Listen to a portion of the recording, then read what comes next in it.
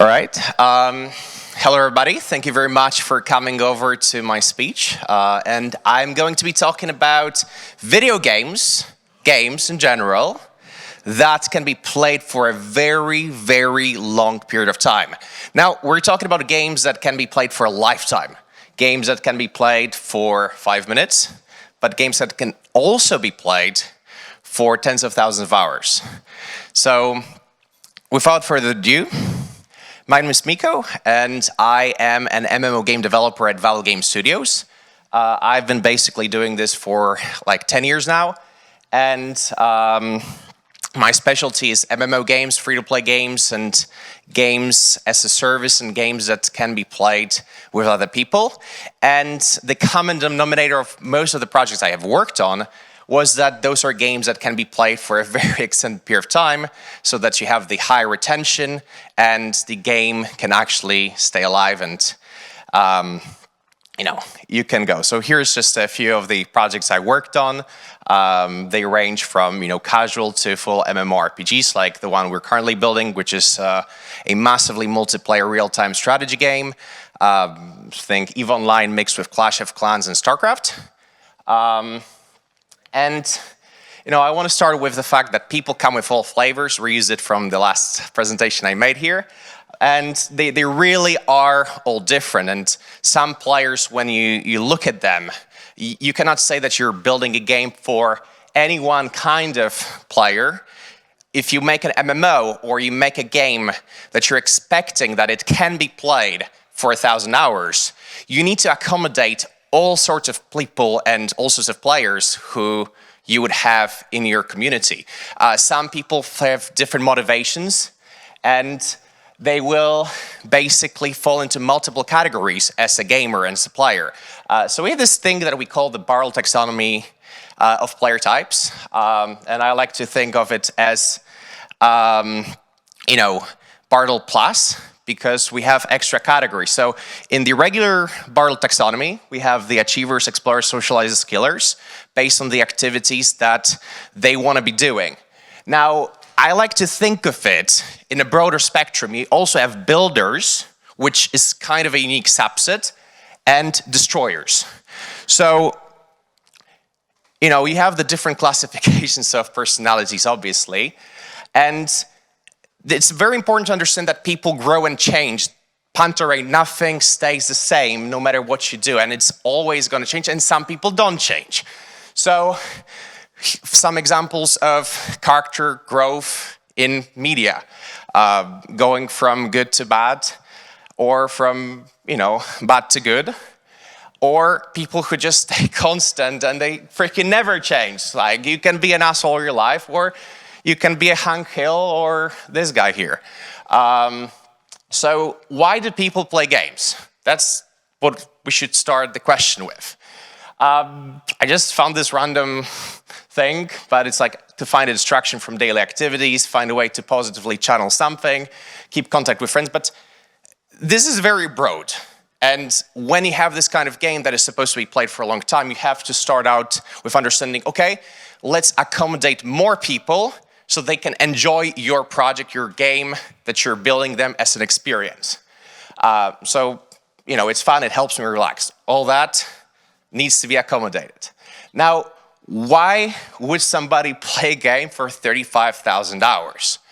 It's kind of wacky. Everyone's like, why would somebody play an MMO for 15 years? Like yesterday in a game called Tibia, a player got banned after playing for 16 years and being the #1 player. And, we just got banned and lost all his progress, so kind of sad. But that is the question, examples of 1,000-hour games. My Steam profile, Skyrim, Warframe, Civilization, you can play all those games for 1,000 hours. I'm the proof of that. But if you go broader, here's a few examples. Chess, you can play this shit forever. Subway Surfers, you can play endlessly. I mean, it's an endless runner. It's literally in the name. League of Legends, it changes all the time. You have the emergent content that basically means that the game changes every time you play because you have the element of chaos of other people interacting with you and the experience is never the same. Same with chess. But you also have World of Warcraft or RuneScape or Imperial Galactic War, which is an MMO, that is designed to accommodate an experience for a player for a very long period of time by giving them many things to do. But you can also have things like climbing or swimming, which I'll be talking about here, as an experience which is basically the same thing as an MMO. Oh shit, all right. So they all have a common denominator, endless grind. You can play it forever. And again, why would they play it for 1,000 hours? So emergent gameplay. You can have the experience that never repeats, something from chaos in every moment. Parallels between sport activities and games here. So, for example, you can be climbing for the immersion.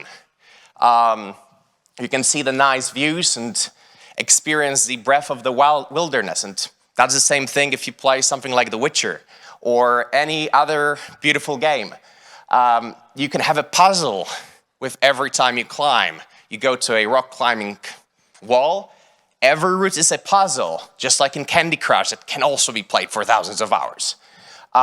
Or you create your own gameplay and your own experiences, like Alex Honnold, who climbed this thing without a rope and didn't die.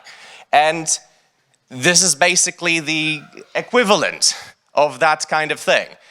So we can decide whether we want to play on casual difficulty, and some players want to do that, or you can go down the rabbit hole and just go full Dark Souls and experience it another way. Same game that can be played in many different ways, over and over again, and provide you with more gameplay hours. It can also be done as a form of speedrunning. You know, swimming, climbing, whoever goes fastest gets the record. Same thing with Mario. I mean, beating Mario in 4 minutes and 57 seconds. Like, I wouldn't do that, but some people do that. So now coming back to the Bartle. I want to look at it in the form of categories like building, self-improvement, that's achievers. Exploring and learning, explorers. Socializing and teaching, socializers. Competing and being a pest, killers. Now, this is a design loop or like breakdown for a game like an MMO, and that's in case of IGWR game. There's many things you can do, and that's why there's many hours people can play it. And this is like a full breakdown of what you can do in our game. But that's a relatively small MMO in terms of feature set. If you just go over other game examples like Elder Scrolls Online, and you see the flowchart for the first-time experience and like all the different things you can do, this is just hours and hours and hours of content of things that you can do, different choices, different replayability experiences that you can have also just found it on the internet Googling. EVE Online, the breakdown of all the roles that you can have. Every one of those experiences is something you can try and do for many hours or grind it over and over again. And if you get bored with hauling or scalping, you can start doing PvP. It's all the choice for the player, what they want to do. If you look at a World of Warcraft flowchart of gameplay, this is just like the choice of a character. And if you zoom in, this is like what you can do as a paladin in World of Warcraft. So, game case study, swimming. I was a swimmer, so it's very dear to me. But you start out with the basics, like you basically float on water. You learn how to breathe, diving, kicking, the different strokes. And with that, you can do different things. You can compete. You can do whatever those piranhas are doing here. You can teach, or you can learn swimming. You can chill out, have a drink at the pool. But it is all unlocked with the basics of swimming, the skill. So you unlock the skill tree, you learn how to swim, and then as you go crazier and crazier, there's more activities that you can do. Now, I want to break down a player, being Michael Phelps, the best swimmer in the world, and look at him through the prism of Bartle taxonomy. So I would say he was an achiever, and a killer. He was all about competing. I do not think he was doing it out of spite, so like being a pest just to piss your opponent off. I don't think, at least I like to think that he wasn't doing that. And it was about self-improvement, getting the medals, competing with others, and, exploring, socializing. But he had different phases and different stages in his life. He started as a kid. He was an explorer. He wanted to learn. Now, he found out that he likes competing, so he focused on achieving and, the killing, the, going to compete and getting the thrill. So that was what was driving him. But now, after he got all the medals, he got the platinum achievement, unlocked all the badges you can unlock in swimming, he got bored and now he's teaching. So he went from being an achiever and killer and explorer to being more of a socializer. He's also exploring the opportunities of teaching other players in the skill. But fundamentally, as a swimmer, as a user, as a player, over the last 25 years, he has a very drastic change, and he's no longer interested in playing the game as a competitive player. He's interested in teaching. So he went from killer achiever to socializer and explorer. And that's how you have to look at all the players that you have. They will not be the same person after they have played your game for 1,000 hours, because at some point they're going to say same old, same old. So here's just like a meme of, players who helped out you when you started out, and then you're returning the favor. So that is something very powerful in terms of building social binds in your games. You want to make it so that it is accessible, but also make opportunities to go over the hurdle for your players that enables new users to learn from the old players, because this builds really strong communities. Now, adapting the game to time constraints of an end user. How many hours in a typical week do you play games? And those all things are lies, because different people play different amounts of times. And some people play for 5 minutes a day while they do morning coffee. And some people will play this goddamn game for 24 hours a day. Like, we literally have a player who has a name 24/7 because, he plays 24/7. Those who play 24 hours a day have no time for service because they play the game. They will not answer a survey because they ain't got no time for that. So all this information you see about players playing this many, it doesn't include those people because they don't give a crap about surveys. Entry-level difficulty and user accessibility, that's another thing. This is the most famous example of being not user-friendly to new players. There's this meme that starts like that. That doesn't mean that there aren't players who played 50,000 hours in EVE Online and they love it and they think it is the best game in the world for them. Because it is. For them, it is the best experience they could ever dream of, and they love it.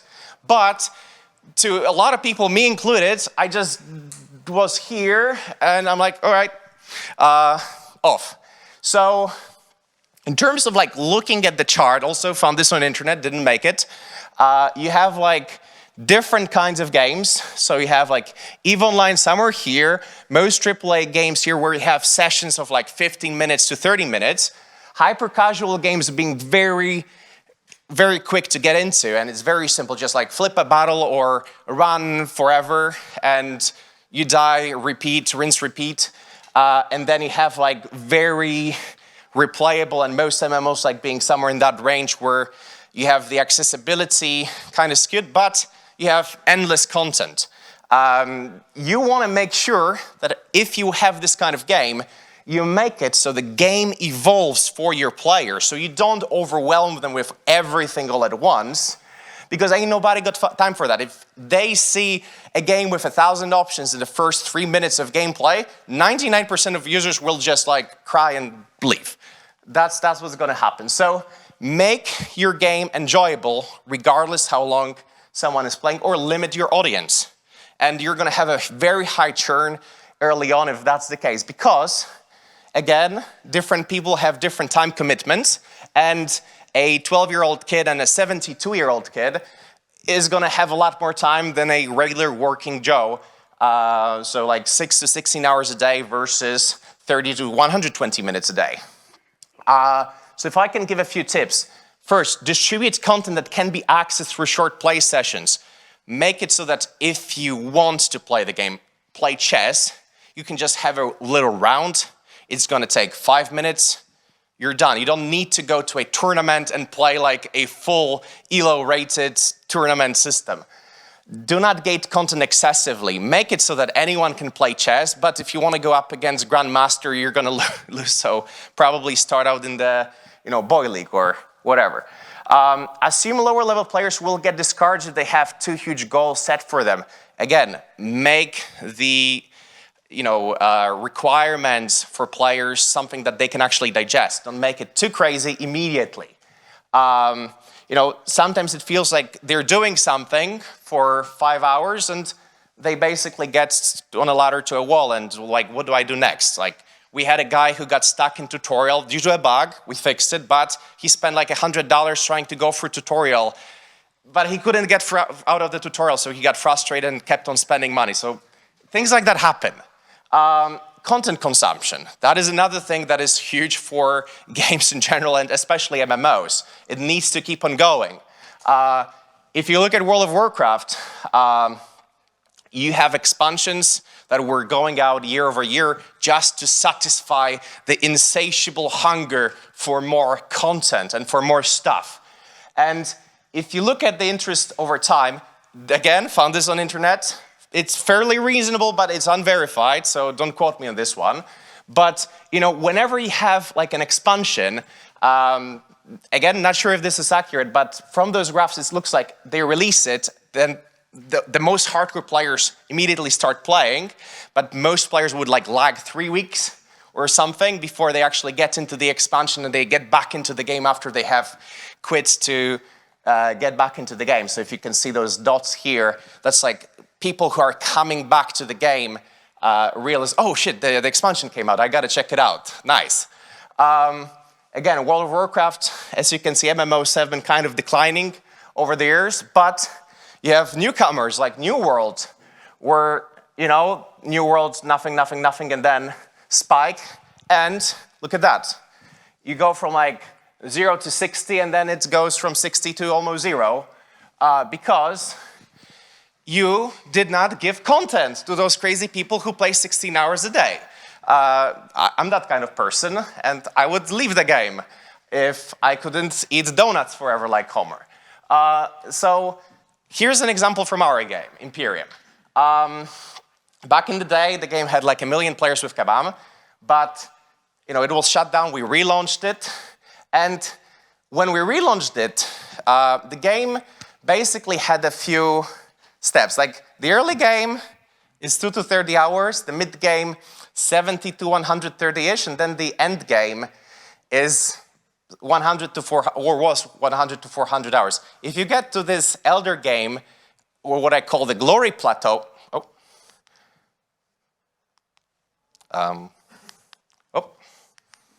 so you get to the glory plateau, you quit because you have already achieved your goals. You became the Michael Phelps, you have all the medals, and what now? And if you say, okay, but you know what? We're gonna build it up a bit more. We're gonna add more content. And they're like, but I was already the world champion. You're changing the rules. You're adding more stuff. And then they still quit. So what happened is when we relaunched the game in 2019, the game didn't have as much content as it has now. It basically had 3 months of content when people got to the end game stuff. So for 3 months, the game was hyperactive. It was so much fun. And it took us 6 months to actually reset up live ops so that we create new content, do events and stuff like that. So we basically lost like 80% of players in the in the 4th month after they ran out of content, just because we couldn't keep up initially the rate of content distribution. But after we started adding weekly updates and bi-weekly updates, we did like 170 patches in the last 3 years. It actually picked up again, and it no longer is the case. So instead of being like that, 3 years of work, 170 patches, 500 updates, it's more like this. So again, I clicked the button, sorry. Okay, so we made it so that it's a bit faster to get early on. So instead of being a lot more hardcore, like 70 hours in mid-game, it's a lot easier now. It takes less time to get to that point where you can actually play with other people, because it isn't fun if you're a toddler and you're all of a sudden playing against a grandmaster in chess, because it's like kind of not fun for both sides, because the grandmaster is bored and the toddler is overwhelmed. So we made it easier, but then the elder game has lots of new pathways and you can do different things. So we accommodate different types of players for different engagements that they can do. That's something that RuneScape does extremely well. And you know, the skilling system is just amazing in that game. And you have completed the game, go outside, love Jagex. You can play this game for like 35,000 hours and you can still keep on going. And if you look at this, yes, the heyday was in the 2004 to 2008, but it is still going very, very well, and it's an amazing game. Another contender is Fortnite. And if you compare their chart to everybody else, it is still going very heavy because they are distributing so much content, it's like hard to keep up. And they do Avengers, next week they do Rick and Morty, and all the time you have more content just pumped out. Now, something that is very worth thinking about when you design experiences is the positive reinforcement versus negative reinforcements, card versus stick. Stick sucks in most cases, so unless someone is a masochist, try to avoid it. Like, some people like Dark Souls, I don't. Most people like carrots, they don't like to get punished. So this is a very weird example. It's the same thing, but 250% bonus in the first 2 hours versus 50 penalty if you play for over 6 hours. Fundamentally, if you look at the timing, and that was like in World of Warcraft, and like TBI uses that, if you have long sessions, so you have hardcore versus casual players. So let's assume that the hardcore player plays for 8 hours, and in the first 2 hours, like, you get 100% experience. So in 8 hours, the hardcore person, if we penalize long session, gets 500%, and the regular gets 200%. Whereas if we reward short sessions, the hardcore gets 1,100%, and the casual gets 500%. So the ratio here is 0.4, 0.45, and 0.25. And if we have no happy hour system, so we have a regular Joe who just like logs in, okay, for 2 hours it's still a lot, but it's nothing like the crazy hardcore player. But it can also mean we log in to get the daily reward, we log in to do something or do this action, collect stuff. They get 1 to 4, so it's 0.25, and it's very unfair to the players who have no time to play, but they really love the game and they would want to try to keep up. So in my opinion, like, rewarding short sessions is a much fairer approach, where the player who plays a lot still comes out on top, they have it, but we're not penalizing them for doing something, which always sucks, because it is super discouraging to see that you no longer get something because you're doing it too good, or too much. Set a goal that makes you want to jump out of the bed in the morning. That's another thing, like, have daily rewards, daily offers, daily missions, routine, things that players can do. So have things that you can do every day, you know? Have daily offers or daily missions. Like, that's something that we'll be expanding on right now. And there's games that do it in a very great way, like Warframe. Have a daily mission system, and you log in every day to do the mission, do the sortie, go forth, like daily challenge, weekly quest, weekly challenge, weekly bosses, all that stuff. Have seasons, tasks that last a month or more. We have like 10,000 badges in the game, and every month there's a different event that you can do. Have long-term goals and achievements. Have all those different things that the players can do in a long term while they're playing the game. The skill capes in RuneScape are a perfect example. or the badges in our game. There's, for example, super bases, and there is 900 of them that you can do, and you can just fight them to collect points and get freebies for doing the activity. Well, stay away from scandals and things that make people angry, like the recent thing in chess, where someone was cheating, and this creates a lot of people just not wanting to play chess anymore. Have things like alerts and random dynamic events. So, for example, Warframe has a feature that just streams an event every time it happens and puts it out on Twitter, so people can see, oh, I can get like some D29 injector, I need that, I'm gonna log in now, because it's only gonna last 2 hours. That's how this feature looks like. For the next 2 days, we can do this, and for the next 30 minutes, we have a reward from this mission of this, etc., etc. And my final piece of advice, especially when it comes to just designing the games overall, is that you should try to emulate nature and the way that the games were designed and live being designed. Because when you have a game, a video game, we are a relatively new industry. Like Pong came out in the 1950s. People were playing chess for 800 years. So we can learn a lot from the way that the established industries and established infrastructures work. For example, swimming has competitions where there is entire organizations, federations, and it's all built to engage users, onboard users. So you have the kid league, where you have all the kids competing in every backyard, and then you have the national leagues and international leagues. This all drives retention for the individual activity or the game, and that is something that is very necessary if you want to have a game that can be played for 1,000 hours. So with that said, that's the final slide. Thank you very much. I don't know if I did it very fast or slow. But if anyone has any questions, whoa, I did it in 30 minutes. I thought it's gonna take like an hour, but thank you very much.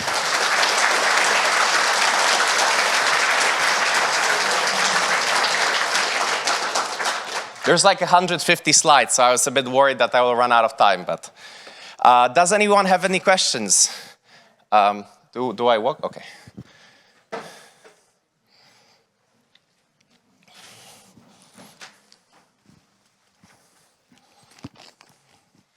I was wondering about the rewarding system.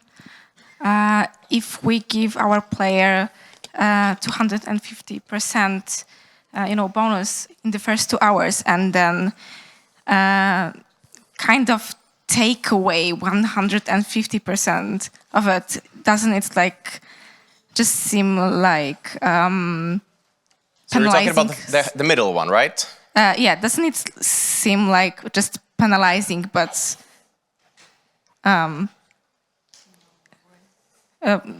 basically, doesn't it seem like just penalizing?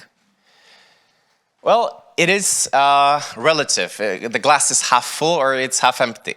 That's basically it. If you have pegged expectations, you peg them to something by default, and then it's either more or less of that. So if your standard is this, and then you add extra percent, like you as a person have your expectations pegged specifically to that thing.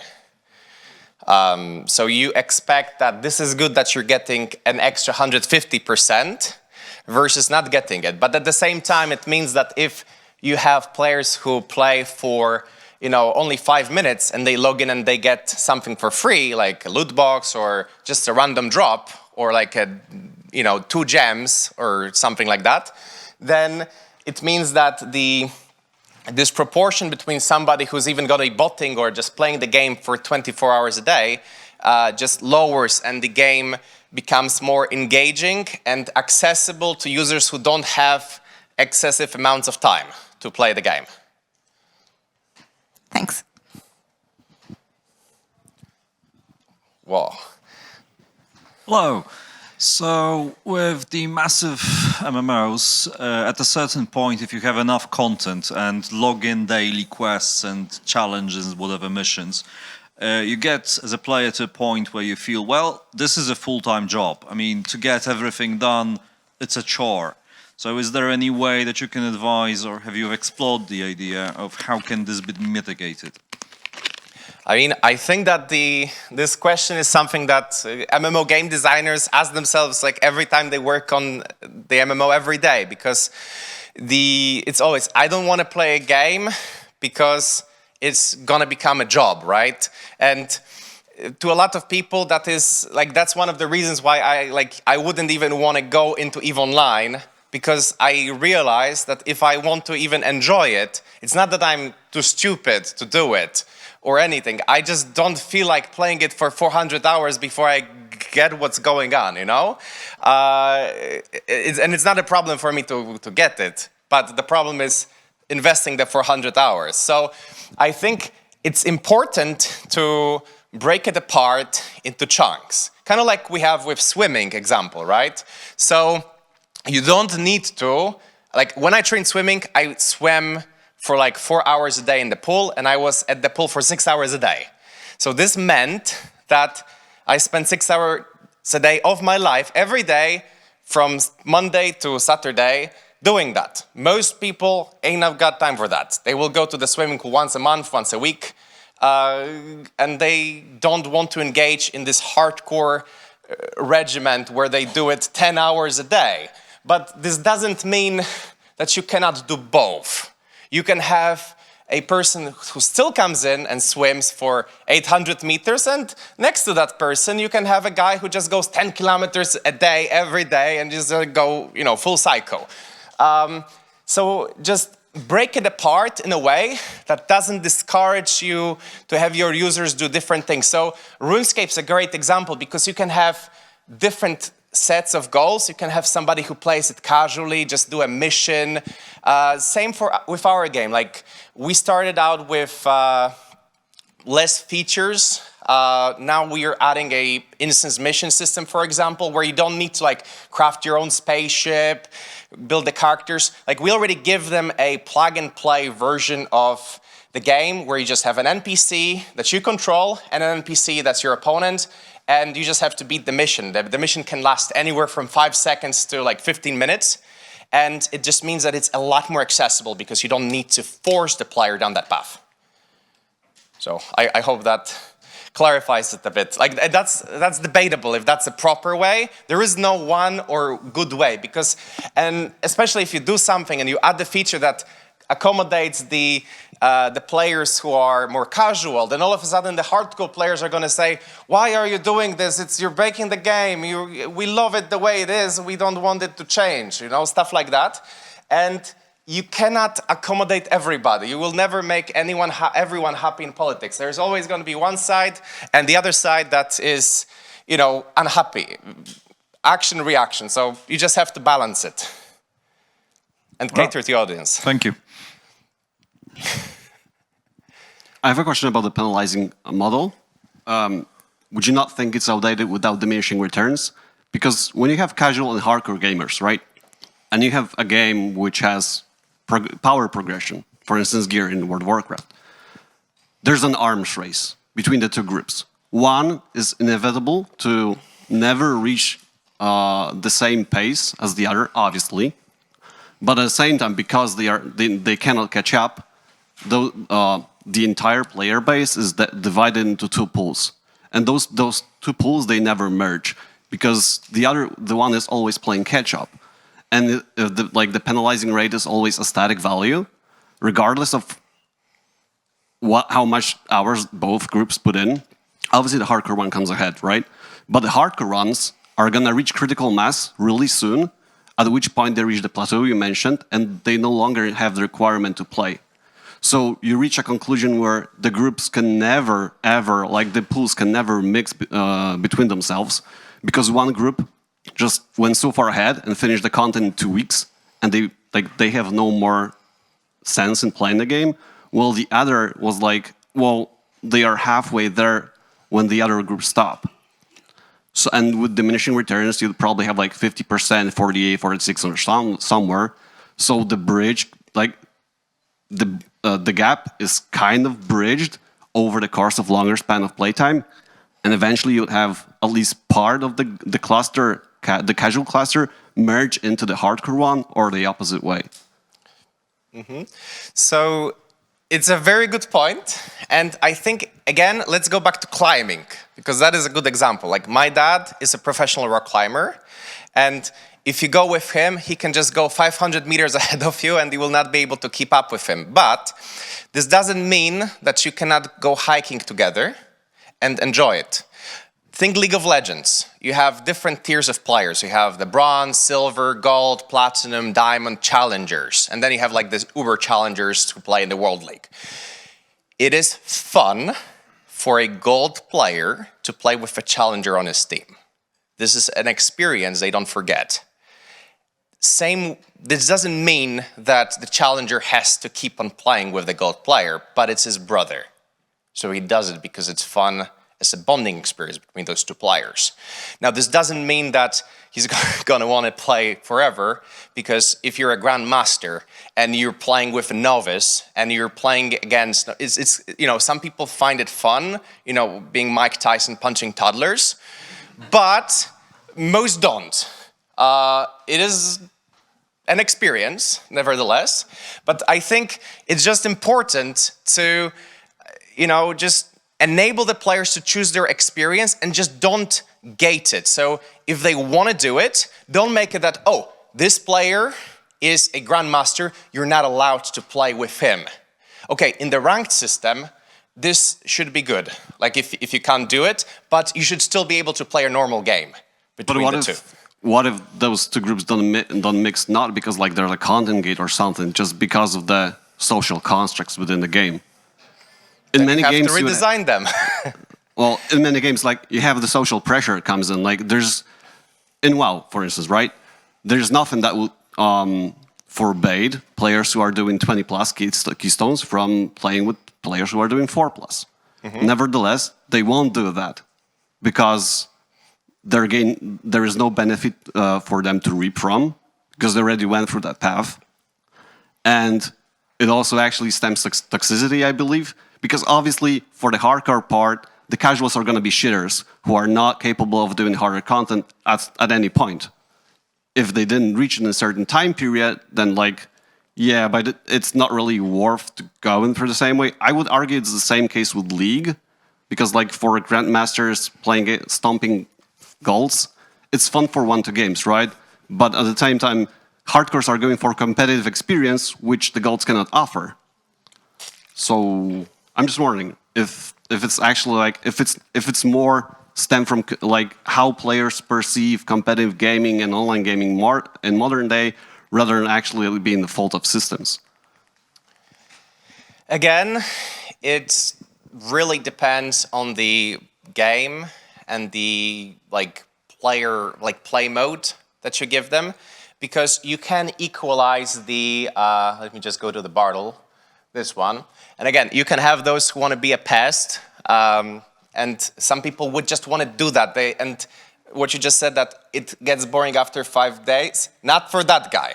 He's going to be playing this for 5 years, and he's going to be killing the newbies like Mike Tyson versus a toddler, and he's going to enjoy it. And that's what he's going to take the power. But that's 1% of players, maybe, or 1 promille. But they exist. So that's how he gets energy for his daily routine. But others will have a different experience. Now, if you want to equalize gameplay, think of it as football, right? You have Cristiano Ronaldo, and then you have a guy like me. So he's gonna, statistically, always he's gonna outdo me because I suck at football. But also statistically, if you just walk, at some point you're gonna slip. So Cristiano Ronaldo just slips 1 in 10,000 times, while I'm gonna slip 1 in 100 times or 1 in 10 times. So you just have to add an element of chaos that makes it so that Cristiano Ronaldo is also gonna slip from time to time, because we just add a random equalizing component that is just penalizing. So if you're playing poker, it's not random because you actually calculate your odds, you do statistics, and eventually over many games, you're actually going to get out on top because statistically, you're going to weigh the choices properly and you're going to win. So that's like, think poker in this case, like just make it more accessible. So if you want to make it more fun for a newcomer, limit the amount of session that it takes to win or lose. So if you had one game in poker, it's a roll of dice. One person wins, one person loses. If you have best 2 out of 3, it's still kind of win or lose, but the better player will have a higher odd. And the more games you have, the more slip-up opportunities you have, the more the difficulty curve goes, and you just have to balance it out in the game mode. And what is it that you want to make? Do you want to make a game that is going to be fun for grandmasters, or do you want a game that is going to be fun for everybody equally? So you have like ultra rapid fire mode in League of Legends, where it's just full mayhem and craziness for the duration of the game, and it's all wacky and so fast that chaos ensues, and it's just fun. And I love that game mode, by the way. So yeah, I hope that answers it. At least that's my point. Oh, there is someone. Oh, okay. Hello, thank you for the talk.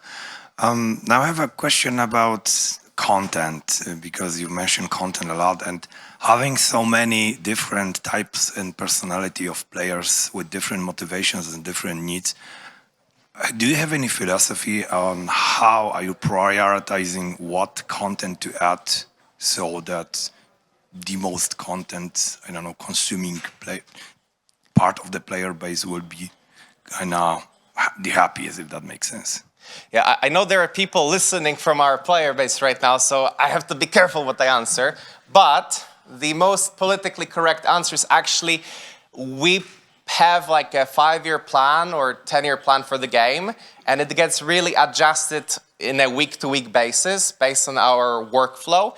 And it is an R&D process, so in terms of content creation, especially with features and things that we implement, it's like if there's a feature, let's say something related to the score system, and we can hard code it and get it out in a week, versus go an extra step and make it slightly more robust, but it's going to enable us to do a few features in the futures just because we implement it, and it takes 3 weeks, then we'd rather go for the 3-week mark. And then we have the base game. Like right now, because we're getting ready to like a global launch, it's going to be more about the first-time experience. Oh, got 10 minutes more for questions.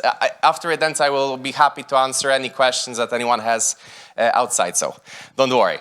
But like, just prioritize your content based on how efficiently you can just implement it, and I think that's going to be the proper way. And if obviously there is a lot less of one specific type of content, or the game is super inaccessible, that's probably the most important part of the game, because if nobody plays the game in the first 5 minutes, then nobody will play in the last 5 minutes, So that's the way I'd like to think about it. Hi. So there was talk about the differences between casual players and hardcore gamers, and how quickly they go through content. And I was wondering if you had like some data or some observations about how players from either group perceive the game, perceive microtransactions that help you speed up the progress in the game. Like, does the ability to pay for quicker progress influence the way people perceive the game or other players?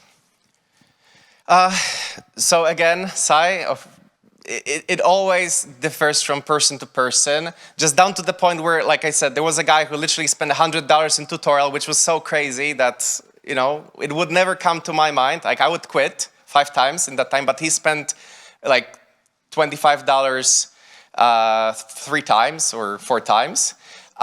Some people log into the game and they just write pay to win as their name and they leave. So this isn't a good example because some people will be so biased against free-to-play that it doesn't matter. It's like Trump versus Hillary. You will hate the other one regardless of what. I hate them both, so it's better, more politically correct. But again, some people like the fact that they can progress faster and they are funding the party for everybody. But in my philosophy, and that's something I, as a gamer, I like games where no matter what you do, you can still progress without spending money, but pay to speed up progression faster.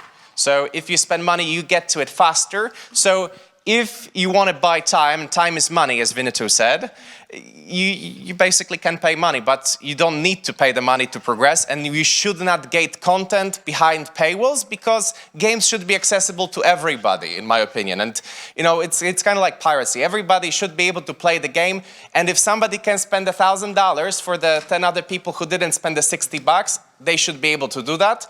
But in my opinion, games should be free to play, and they shouldn't cost $60 because in some countries, $60 is basically like, you know, a weekly wage, you know? So how is that person gonna afford a AAA game? So just make it accessible and not pay to win and don't gate content. 2 more questions here in the front.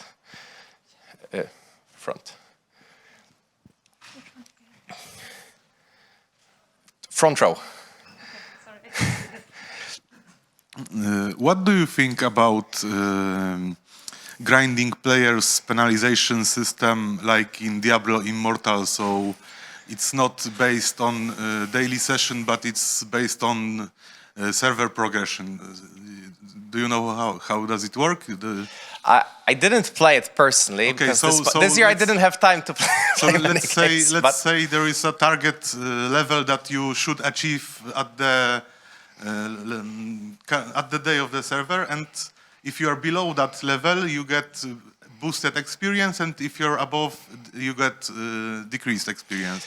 So this is called catch-up mechanics in this case. I personally like this kind of setup where if you're from level 1 to 25, you get more experience, and then it goes like logarithmically lower. So at some point, instead of 100 times X, you get 0.25X in progression.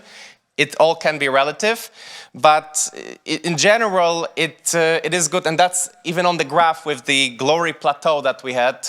I don't know if I have it here or in the further slide, but it's exactly in the glory plateau scenario where we actually made it so that early on the content progression. So here, as you can see, it was like this part was a lot heavier early on, but we actually made it so there's a lot of catch-up mechanics early on so that you can breeze through this part so that you can become useful to your friends, and if you actually want to play with them, you don't need to like collect 50 or 150 different researches. You can just collect 20 researches and you're already going to be useful. And again, it depends how you balance it versus, you know, a game that is more accessible to bots versus to regular human beings, and what is the effort that's required to actually achieve it. Like in League of Legends, you need to get level 30 before you can play ranked games, for example. And like 3 tutorial games before you can actually play with other players. So it's always a matter of balancing. All right, before we finish. Hello, thank you for the moment in the presentation. I felt slightly personal attacked when you mentioned 15,000 hours and if online. I was like, oh goddamn, that's me. Oh, and I think if online is a great case study for my question, and that would be short player retention against long player retention, because in if online for over a decade they had like 1% retention from the players that tried the game, so like 1 in 100 players or even less that tried the game like stayed for longer than a month. So they really focused on it. And in the meantime, there's a lot of the super complex mechanics that long player retention for many, many years. But then they switched gears, focused on this short player retention, and right now over 70% of the player base came in last year. And the community is like nosediving the numbers of the subscriptions. So where's this healthy balance? Is it okay to maybe leave the game at it's focused on very narrow type of a player? or should we like try to open the games more accessible or more chaotic? What's better? I have a very simple answer. There is no good answer. You have to just try and iterate, and try to balance at a razor's edge. And at some point, we get something that is good. But as you said, they did one thing, and then action gave an opposite reaction to the other crowd. So there is no way to make it work for everything and everybody. It just never will happen, because we're chaotic creatures as humans. So it's always gonna require that we cater to as many, but we'll never cater to everybody, and somebody will always be disgruntled, and just a matter of making it so that we can cater to as many different people. So if you don't want to play RuneScape 3, you can play old school RuneScape and just make a hardcore experience for those who want the hardcore experience, but don't force the regular players who aren't super hardcore into the experiences of the people like the two of us who just play a game for 15,000 hours and just go all in. So I think that's all, and thank you very much. If you have any questions, let's continue discussion outside, and take care.